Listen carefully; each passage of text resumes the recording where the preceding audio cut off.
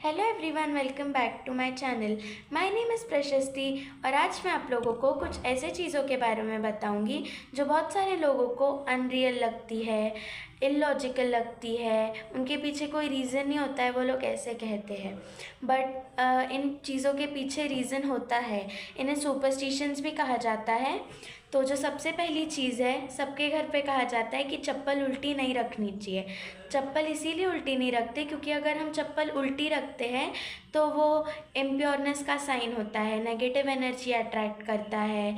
और हम चप्पल पहन के बहुत सारे जगह पे जाते हैं, बहुत सारे जगह की अननोन एनर्जी या फिर नेगेटिव एनर्जीज होती है। इसीलिए बोलते हैं कि चप्पल घर के अंदर भी नहीं रखनी चाहिए, हमेशा घर के बाहर रखनी चाहिए, क्योंकि घर की एनर्जी हमेशा पॉजिटिव होनी चाहिए।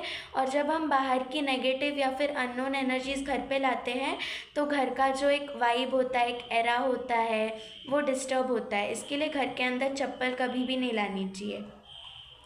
फिर सेकेंड थिंग इज़ कि हमेशा कहते हैं, जो ओल्ड पीपल है, आप कभी भी नोटिस करो कि हम पैर हिलाते हैं तो वो कहते हैं कि पैर मत हिलाओ।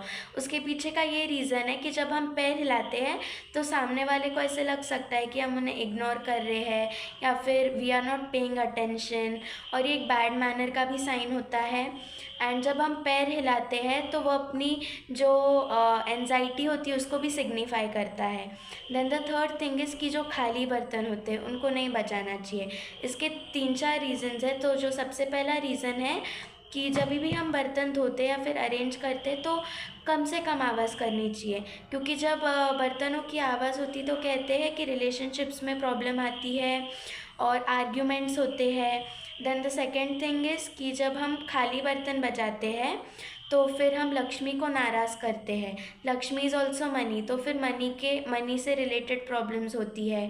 Then the third thing is कि जब हम बर्तन बजाते हैं, खाली बर्तन बजाते हैं, तो अपन यूनिवर्स को साइन दे रहे हैं कि वी हैव एम्प्टी यूटेंसिल्स। इसका और एक रीज़न, मतलब और एक मीनिंग निकलता है कि जब बर्तन खाली होते हैं तो we have nothing to eat.